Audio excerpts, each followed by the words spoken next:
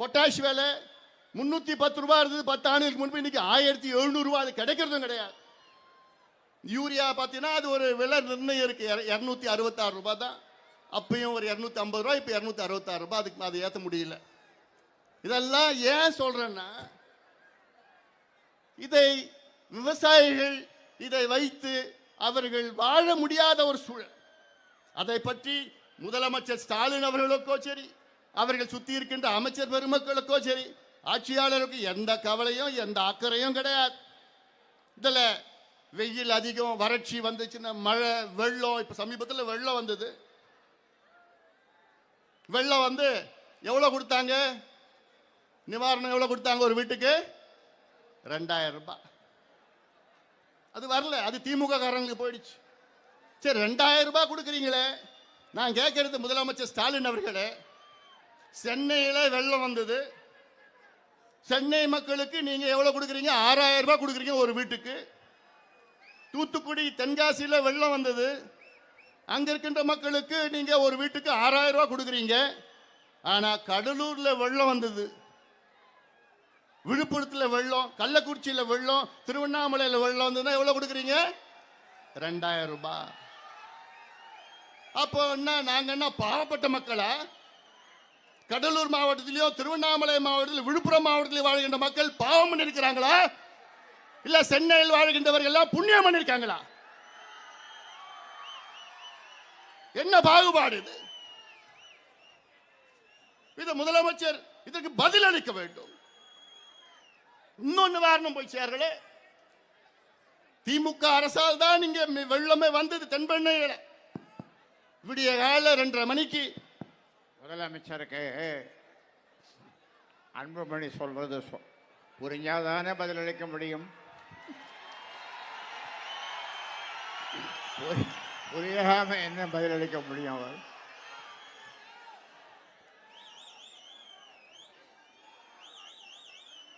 சாத்தனூர் அணையை காலையில் 2:30 மணிக்கு எந்த அறிவிப்பும் இல்லை, டேம் திறந்து விட்டுட்டாங்க. சரி, நான் கேட்கிறேன், புயல் வந்துடுச்சு. புயல் வருவதற்கு முன்பாக சாத்தனூர் அணை 118 அடி தண்ணி இருக்கு. மொத்தம் கொள்ளளவு 119 அடி. புயலுக்கு முன்பு 118 அடி வந்துடுச்சு. புயல் அடிக்குது, மழை வருது, 52 சென்டிமீட்டர் மழைன்னு எல்லாருக்கும் தெரியுது. தண்ணி சாத்தனூர் அணைக்கு மேலே உள்ள நீர்பிடிப்பு பகுதியெல்லாம் அவ்வளோ வெள்ளம், ஊத்தங்கரையில் 52 சென்டிமீட்டர் பெய்யுதுன்னு தெரியுது. அந்த தண்ணி ஒரு 3-4 மணி நேரத்தில் இங்க வந்துடும் தெரியாதா? அது குடும்பமா தெரியாது. அதற்கு முன்பாகவே தண்ணியை திறந்து விட்டு இன்னைக்கு 1,70,70,000 கனஅடி ஒரு வினாடிக்கு திடீரென திறந்த காரணத்தால் தான் இன்னைக்கு 19 பேர் இறந்திருக்கிறாங்க. 19 பேர், நினைச்சு பாருங்க. ஆனா அதுக்கெல்லாம் எங்களுக்கு எங்க சம்பந்தமே இல்லைன்னு அது ஒரு பொய் பிரச்சாரம் பண்ணிட்டு இருக்கிறாங்க. சரி, அதை விடுங்க. இப்போ பாட்டாளி மக்கள் கட்சி மருத்துவர் ஐயா அவர்கள் அடிப்படையில் ஒரு விவசாயிகள் பிரச்சனையை நன்கு புரிந்தவர். இன்று தமிழ்நாட்டிற்கு மருத்துவர் ஐயாவால், பாட்டாளி மக்கள் கட்சியால் எத்தனையோ நன்மைகள் நடைபெற்றிருக்கிறது. எங்களை போன்று வேற எந்த கட்சியும் சொல்ல முடியாது, அந்த பெருமைகளை சொல்ல முடியாது. அவ்வளோ நன்மைகள் எங்களால் விவசாயிகளுக்கு, உழவர்களுக்கு நடந்திருக்கிறது. அதை ஆனால் அங்கீகாரம் நிச்சயமாக இல்லை.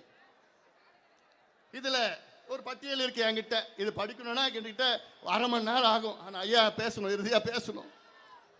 நான் இதுல ஐயா அவர்கள் இதுல என்னென்ன செஞ்சிருக்கிறாரு, பாட்டாளி மக்கள் கட்சி என்னென்ன செய்திருக்கிறது, எல்லாமே இவ்வளோ பெரிய பட்டியல் பார். 1 2 3 4 5 6 பக்கம் இருக்குது. இதுல இத போன்ற ஒரு பட்டியல் தமிழ்நாட்டில் எந்த ஒரு கட்சியாவது இது போன்ற பட்டியலை என்கிட்ட காமிக்க முடியும்? நான் சேலஞ்ச் பண்றேன். எந்த கட்சியா சொல்லுங்க.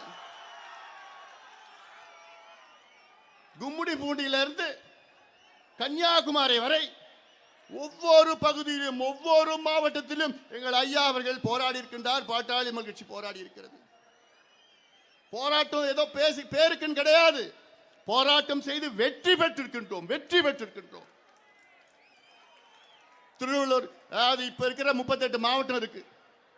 இதுக்கு முன்பு 32 மாவட்டங்கள் இருந்தது. 32 மாவட்டங்களிலும் நாங்கள் போராடி இருக்கணும். சென்னையை தவிர 31 மாவட்டத்தில் போராடி. ஒரு உதாரணம் நான் சொல்றேன். நான் எவ்வளோ இருக்கு, சிலதை நான் மறந்துருக்கலாம். திருவள்ளூர் மாவட்டம் எடுத்துங்க. அங்க இன்றைக்கு அறிவுசார் நகர், இன்டெலெக்சுவல் சிட்டியா. அது என்ன தெரியுமா? முப்போகம் விளைகின்ற அந்த மண்ணை எடுத்து 1200 ஏக்கர் நிலத்தை எடுத்து அது அமெரிக்காவில் உள்ள ஒரு நிறுவனத்துக்கு கொடுக்கறது தான். அவங்க இங்க தமிழ்நாட்டு மக்களுக்கு அறிவை ஊட்ட போறாங்களாம். இதுதான் அறிவுசார் நகரம். யாருக்கியா வேணும் இதெல்லாம்? நீ இதை எடுத்து நடத்து. ராமநாதபுரத்தில் போய் நடத்து, சிவகங்கையில நடத்து, தூத்துக்குடியில நடத்து. அங்க தரிசு நிலம் அதிகமா இருக்கு.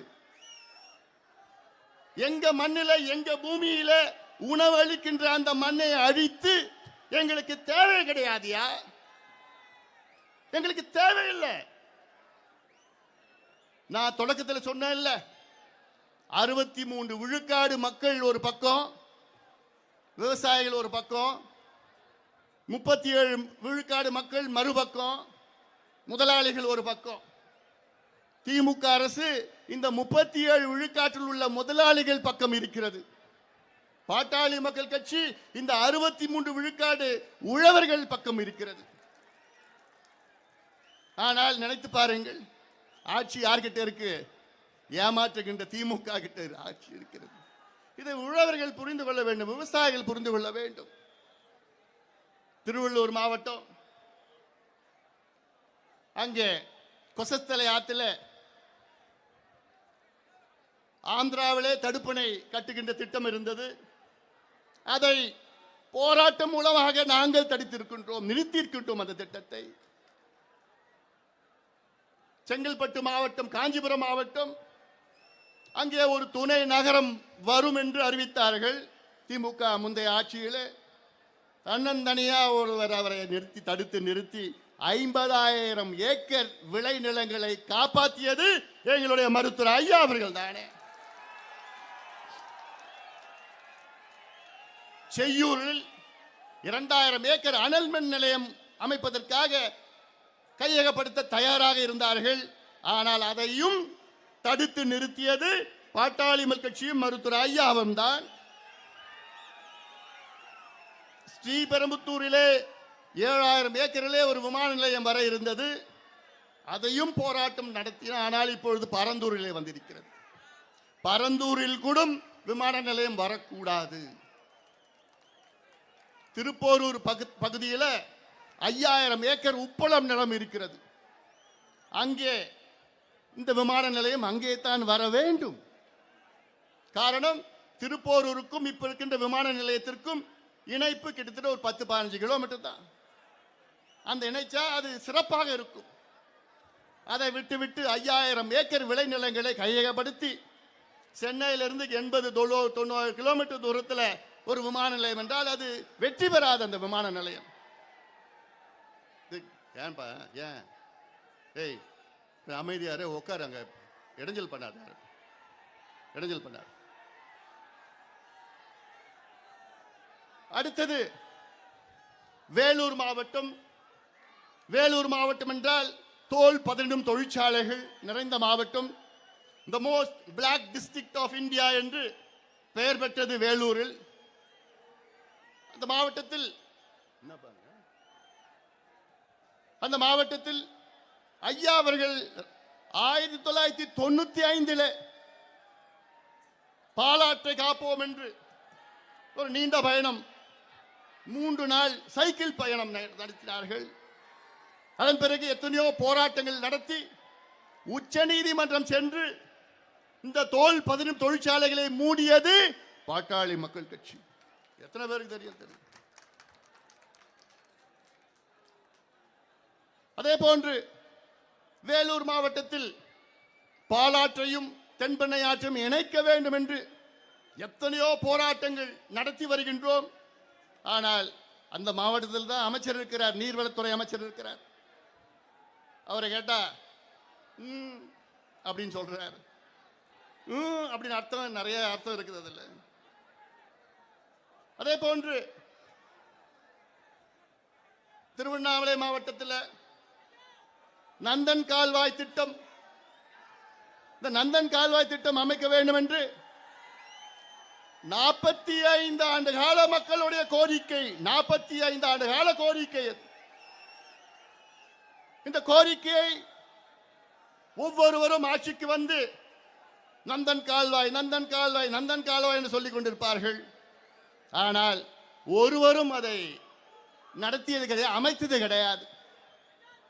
திருவண்ணாமலை மாவட்டத்தில் செய்யார் பகுதியில், மேல்மா பகுதியில் சிப்காட் நிலத்தை, சிப்காட் உருவாக்குவதற்காக 3500 ஏக்கர் விளைநிலங்களை கையகப்படுத்த திட்டமிட்டிருக்கின்றார்கள். அதை தடுத்து நிறுத்தியது பாட்டாளி மக்கள் கட்சி. அங்க இருக்கின்ற உழவர்கள் நீண்ட காலமாக போராட்டம் நடத்தினார்கள். நீண்ட போராட்டம் நடத்தின அந்த போராட்டத்திற்கு முழு ஆதரவு நாம் கொடுத்தோம். உலகத்தில் எத்தனையோ கொடுங்கோல் ஆட்சியை நம்ம பார்த்திருக்கிறோம். அந்த கொடுங்கோல் ஆட்சியில் கூட உழவர்களை சிறை பிடித்து அவர்கள் மீது குண்டர் சட்டம் போடல யாரும். வெள்ளக்கார ஆட்சியில் கூட உழவர்களை குண்டர் சட்டத்தில் யாரும் போடல. ஆனால் இப்போ நடக்கின்ற கொடுங்கோல் திமுக ஆட்சியில் 7 விவசாயிகளை குண்டர் சட்டத்தில் கைது செய்கின்ற கொடுங்கோல் ஆட்சி இந்த திமுக ஆட்சி. இதற்கு பிறகுமா விவசாயிகள் இவர்கள் ஆதரிக்கிறீர்கள்? குண்டர் சட்டம் நினைத்து பாருங்கள். குண்டர் சட்டம், இந்த குண்டர் சட்டம் யாரை போடுவாங்க ஜெயில? கொலைகாரன், கொள்ளக்காரன், கஞ்சா விற்கிறவன், கள்ளச்சாராயம் விற்கிறவன், இவங்க தான் குண்டர் சட்டத்தில் போடுவாங்க. ஆனா இந்த ஆட்சியில விவசாயிகளை, மண்ணுக்காக போராடுகின்ற விவசாயிகளை குண்டர் சட்டத்தில் போட்ட ஆட்சி இந்த திமுக ஆட்சி. இந்த மாவட்டத்தில் ஒரு அமைச்சர் இருக்கிறார். அவர் அமைச்சரா நான் பார்க்கல, அவர் ஒரு வியாபாரியை தான் நான் பார்க்கிறேன். அவர் ஒரு வியாபாரி. இது போன்ற ஒரு 2-3 வியாபாரிகள் முதலமைச்சர் சுத்தி இருக்கிறாங்க. இவர் சொல்றாரு, எங்களுக்கு தொழிற்சாலைகள் வேணும், நீங்க போராடினீங்கன்னா நாங்க தொழிற்சாலைகளை ஆகாயத்தில் கட்ட முடியும்னு ஒரு அமைச்சர் பேசுறாரு. அமைச்சர் அவர்களே, இதே நிலை தொடர்ந்தால் உங்களுக்கு நாளைக்கு சோறு கிடைக்காது. சோறுக்கு எங்கேயா போவனி? சோறுன்னு ஆகாயத்தில் விளைக்க முடியும்? இந்த மண்ணில் தான் விளைக்க முடியும். இந்த மண்ணை அழிச்சிட்டு நாளைக்கு எங்க நீங்க போய் தாய்லாந்து கிட்ட போய் ஐயா எங்களுக்கு பிச்சை போடுங்க கேட்பீங்களா? இல்ல கம்போடியா, லாவோஸ், சைனா, ஜப்பான் கிட்ட போய் பிச்சை எடுக்க போறீங்களா? ஐயா எங்களுக்கு சோறு போடுங்க, எங்க மண்ணெல்லாம் நாங்க தொழிற்சாலையில கட்டிட்டோம், எங்களுக்கு சோறு விளைக்கிறதுக்கு இடமே இல்லையா, மண்ணே இல்லையான்னு சொல்ல போறீங்களா? ஐயா, அந்த நிலை வரக்கூடாது, வர விட மாட்டோம். தமிழ்நாட்டிலே 1 சென்ட் விளை நிலம் எங்க எடுத்தாலும் அங்கே முதல் நிற்பவர்கள் பாட்டாளி மக்கள் கட்சியும் இந்த அன்புமணி ராமதாஸ் நிற்பாங்க. என்ன வேணா பண்ணியா, என்ன வேணா பாண்டு பாத்துக்கலாயா. நெய்வேலி, கடலூர் மாவட்டம் நெய்வேலி 50,000 ஏக்கரை அழித்த என்எல்சி இன்னும் 50,000 ஏக்கர் அழிக்க துடித்துக் கொண்டிருக்கின்றார்கள். அவர்களுக்கு முழு ஆதரவு கொடுக்கிறது முதலமைச்சர் ஸ்டாலின் அவர்களுடைய அரசு. வெட்கக்கேடியா, வெட்கக்கேடு. இதே முதலமைச்சர் அவர்கள் கடந்த வாரம் சட்டமன்றத்தில் பேசுறார். என்னன்னு, மதுரை மேலூரில் அங்கே டங்ஸ்டன் சுரங்கம் அமைப்பதற்காக எல்லா ஏற்பாடும் பண்ணிட்டாங்க. எல்லா ஏற்பாடும் பண்ணிட்டாங்க. அங்கே மக்கள் போராட்டம், பாட்டாளி மக்கள் கட்சி போராட்டத்தினால இப்ப விழித்து கொண்டாங்க. ஐயோ மாட்டிக்கிட்டோம், 10 மாதம் அமைதியா இருந்துட்டாங்க. அந்த டங்ஸ்டன் சுரங்கம் யார் தொடங்கினான்னு திட்டமிட்டு இருக்காங்க தெரியுமா? Thoothukudi Sterlite company, Vedanta company. அப்ப பாத்தீங்க, தூத்துக்குடி ஸ்டெர்லைட், வேதாந்தா, திமுக, அந்த புள்ளி 4 புள்ளி இருக்கு. புரியுதா? அந்த 4 புள்ளியும் அதுக்காக தான். இப்ப மாட்டிக்கிட்டதுக்கு அப்புறம் டங்ஸ்டன் இல்ல நாங்க தொடங்கல, மத்திய அரசு சொல்லிட்டு இருக்கிறாங்க. சட்டமன்றத்தில் பேசுறாரு முதலமைச்சர் ஸ்டாலின் அவர்கள். என்னன்னு, நான் இந்த பதவியில் இருக்கின்ற வரை டங்ஸ்டன் சுரங்கம் தொடங்க விடமாட்டேன். ஆவேசமா பேசுறாரு முதலமைச்சர் ஸ்டாலின் அவர்களே. இந்த ஆவேசம் ஏன் நெய்வேலியில நிலக்கரி சுரங்கத்திற்கு எதிராக உங்களுக்கு வரல? நெய்வேலியில் இருக்கிறது அங்கே முப்போகம் விளைகின்ற அங்கேயும் விவசாய நிலம் தானே. அங்கே மேலூர்ல 5000 ஏக்கர், கடலூர்ல 50,000 ஏக்கர், 50,000 ஏக்கர் விளை நிலம் முப்போகம் அப்படி செழுமையா இருக்குதுங்க. அதை அழிக்கிறதுக்கு உங்களுக்கு மனசு வருது.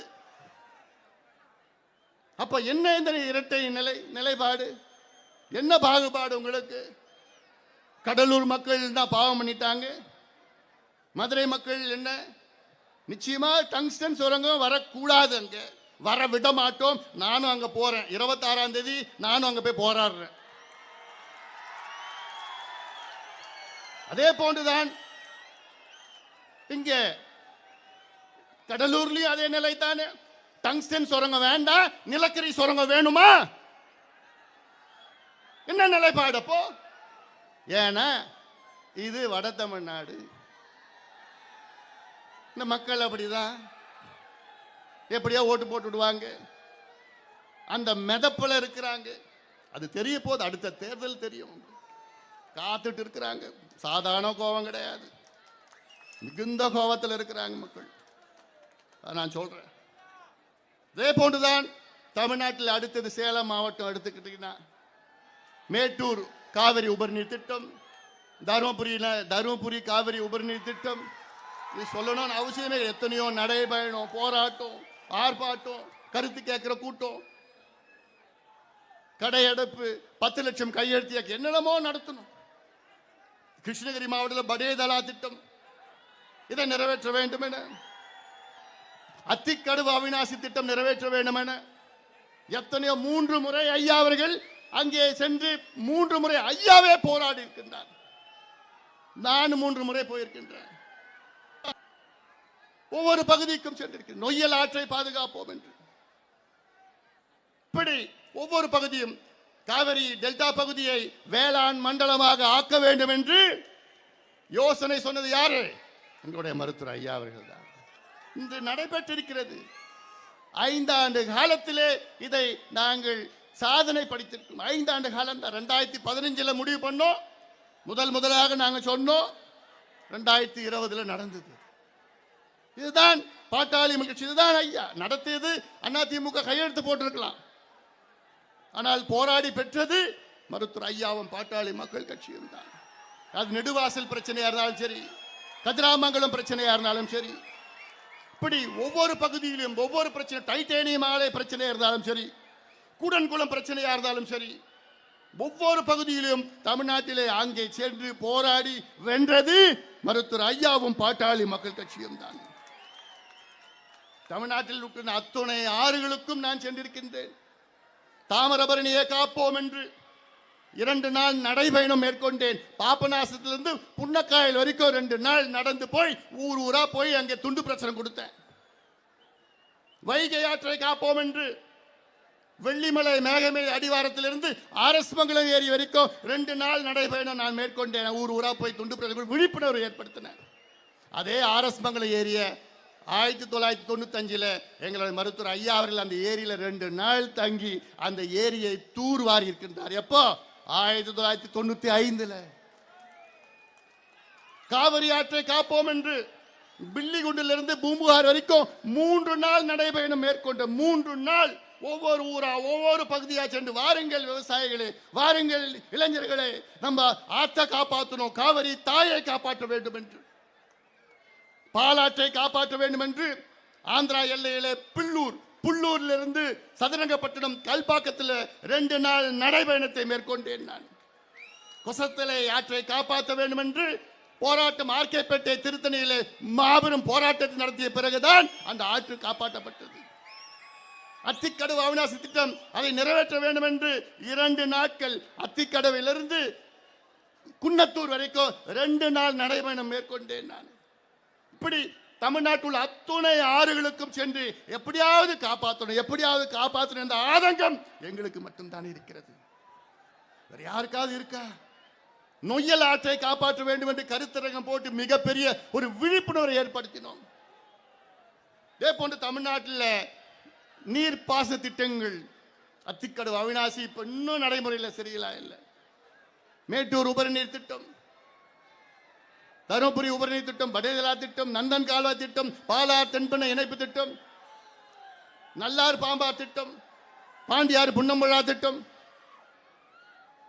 காவிரி குண்டார் திட்டம், தாமிரபரணி நம்பியார் கோரையார் பச்சையார் எலுமிச்சையார் இதை இணைக்கிற திட்டம், இப்படியெல்லாம் பல திட்டங்கள் நிலுவையில் இருக்கிறது. ஆனால் அதெல்லாம் ஆட்சியாளருக்கு தெரியுமா? முதலமைச்சருக்கு தெரியுமா? இல்ல. எங்களுக்கு மட்டும்தான் வலிக்குது. காரணம், நாங்கள் பாட்டாளிகள் யாரு? நெத்தியில வேர்வை சந்திரவன் பாட்டாளி. நாங்கள் பாட்டாளிகள், எங்களுக்கு வலிக்குது. திமுக இருக்கிற எல்லாம் முதலாளிகளுக்கு ஆதரவு அளிக்கின்ற திமுக, பாட்டாளிகள், விவசாயிகள், உழவர்கள், எங்கள் வாங்க ஆதரவு கொடுங்க.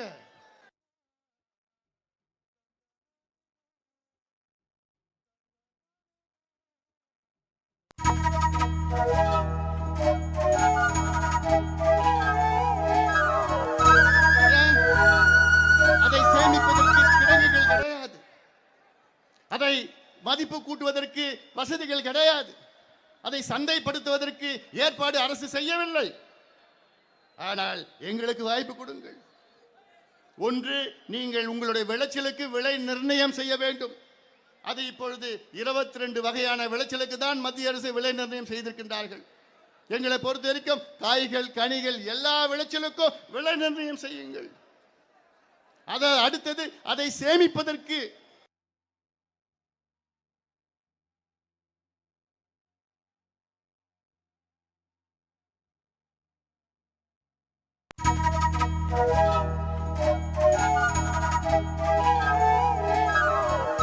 மார்க்கெட்டிங் பண்ணலாம்.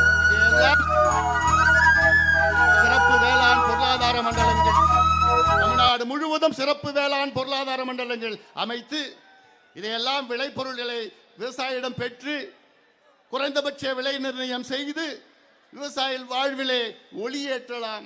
மகிழ்ச்சியாக இருப்பார்கள் விவசாயிகள்.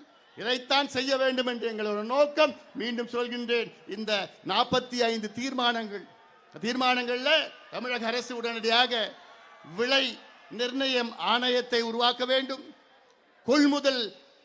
விளைபொருள் கொள்முதல் ஆணையத்தை உருவாக்க வேண்டும். இதெல்லாம் உருவாக்கி விவசாயிகளுக்கு மகிழ்ச்சி ஊட்ட வேண்டும். விவசாயிகள் மகிழ்ச்சியாக இருந்தால்தான் அது உண்மையான ஒரு வளர்ச்சியான ஒரு நாடாக, மாநிலமாக இருக்கும். அதனால இதையெல்லாம் சொல்ல கடமைப்பட்டிருக்கின்றோம். இன்னும் எவ்வளோ ஐயா பேசணும், இன்னும் நேரம் இல்லை. ஐயா இன்னும் நிறையா பேச வேண்டியது இருக்காரு. அவர் மனசில் நிறையா இருக்குது, செய்திகள்லாம் இருக்குது. நீங்கள் எல்லோரும் இந்த நேரத்தில் எல்லாம் ஒன்றா வாங்க. நான் சொல்லியிருக்கிறேன். ஆமாம், நாடாளுமன்றத்தில் வேளாண் சம்பந்தமாக 2 ஆண்டுகளில் 18 கேள்விகள் கேட்டிருக்க. வேளாண் இதெல்லாம் வேளாண் சம்பந்தமாக தான். இதெல்லாம் முக்கியமான கேள்விகள் கேட்டிருக்கிறேன் நான். ஏன்னா இது வேற யாருமே, எந்த கட்சியோ வேற யாருமே சம்பந்தமா, ஏன்னா அவங்களுக்கு விவசாயத்துக்கு சம்பந்தம் கிடையாது, அவங்களுக்கு தெரியாது விவசாயம் என்னன்னு தெரியாது. இன்னும் நிறைய பேச வேண்டியதா இருக்கு. எவ்வளோ பேசிக்கிட்டே போகலாம். ஆனால் நீங்க எல்லாம் பத்திரமா வீட்டுக்கு போகணும். அதுக்காக தான் ஐயா அவர்கள் இன்னைக்கு எல்லாரையும் சீக்கிரமா பேச வச்சுக்கிட்டு சீக்கிரமா முடிச்சுட்டு, நான் மீண்டும் சொல்றேன், இந்த கூட்டம் மற்றவர்களுக்கு நிரூபிப்பதற்காக இந்த கூட்டத்தை நாங்கள் நடத்தல. இது விவசாயிகளுடைய உரிமைகளை மீட்டெடுப்பதற்காக இந்த கூட்டத்தை நாங்கள் நடத்தி கொண்டிருக்கின்றோம். இது ஒரு சின்ன சாம்பிள் தான். அவ்வளவுதான். அதனால இது போன்ற இன்னும் எத்தனையோ மாநாடுகள், எத்தனையோ கூட்டங்களை நடத்தி இருக்கின்றோம். காரணம், ஒவ்வொரு பகுதியிலும் விவசாயிகள், இளைஞர்கள், பெண்கள், மாணவர்கள் கல்விக்காக, சுகாதாரத்திற்காக, வேலைவாய்ப்பு, சுற்றுச்சூழல் இதெல்லாம் நோக்கி எங்களுடைய பயணம் இருக்கிறது. ஆக இதையெல்லாம் மனதிலே வையுங்கள். மீண்டும் கடைசியாக, இறுதியாக நான் சொல்கிறேன், என் பேச்சில் இப்போ விவசாயிகளே, விவசாய பெருமக்களே, எங்கள் கரத்தை நாங்கள் நீட்டுகின்றோம். உங்கள் கரத்தால் எங்கள் கரத்தை பிடியுங்கள். இருவரும் கரம் கோர்ப்போம். தமிழ்நாட்டை மீட்டெடுப்போம். தமிழ்நாட்டை காப்பாற்றுவோம். அதற்கு அதிகாரம் வேண்டும், ஆட்சி மாற்றம் வேண்டும். இந்த மாற்றம் விவசாயிகளால் மட்டும்தான் முடியும். தமிழ்நாடு நினைச்சு பாருங்க, 63 விழுக்காடு விவசாயிகள் தமிழ்நாட்டிலே ஒன்று சேர்ந்தீர்கள் என்றால் மிகப்பெரிய மாற்றம் வர வேண்டும். அந்த மாற்றம் வரும். அதற்கு நீங்கள் எல்லோரும் கரம் கோர்த்து அத்துணை விவசாயிகளும் வாருங்கள், எங்களுக்கு ஆதரவு தாருங்கள் என்று சொல்லி இந்த மாநாட்டை மிக சிறப்பாக நடத்தி கொண்டிருக்கின்ற நம்முடைய உழவர் பேரியக்கம் வெளிச்சாமி, ஆலயமணி, கணேஷ்குமார் உள்ளிட்ட அத்துணை மாவட்ட செயலர் உள்ளிட்ட அனைவருக்கும் என்னுடைய பணிவான வணக்கங்களை, நன்றிகளை தெரிவிக்கின்றேன்.